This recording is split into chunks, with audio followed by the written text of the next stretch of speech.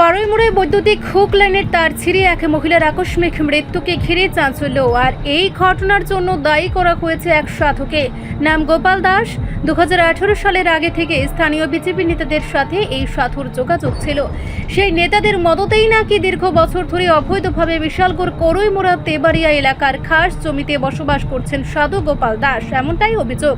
বুধবার সকালে অবৈধভাবে বিদ্যুতের হুক লাইন লাগাতে যায় সাধু গোপাল দাস।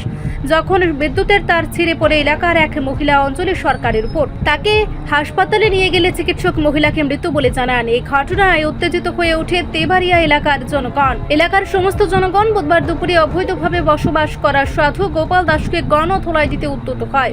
খবর পেয়ে ছুটে যায় বিশালগড় থানার পুলিশ। ধরে নিয়ে যাওয়া হয় সাধুকে। এই ঘটনায় তীব্র চাঞ্চল্য ছড়িয়েছে এলাকা জুড়ে।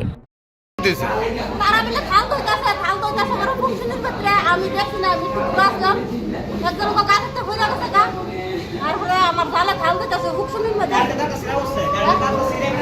ও কারেন্টের তার বলে সিরা বলে পড়ছে, তাহলে এবারে ফায়দা পড়ছে লাগাইছিল কেডা কারেন্টে উকলাইনটা লাগাইছিল গোপাল সরকার।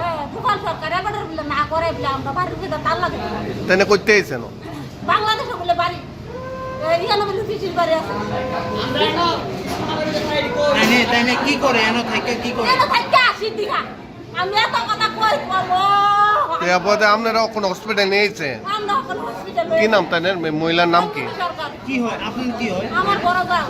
কি কইছে ডাক্তার? কি কইছে ডাক্তার কি কইছে মঞ্জুনগর মারা গেছে। কোন জায়গা বাড়ি কোন জায়গাতে তাইনে? এটা দেখাই না যে স্কুলের কাছে। রিপোর্ট সংবাদ প্রতীক্ষা।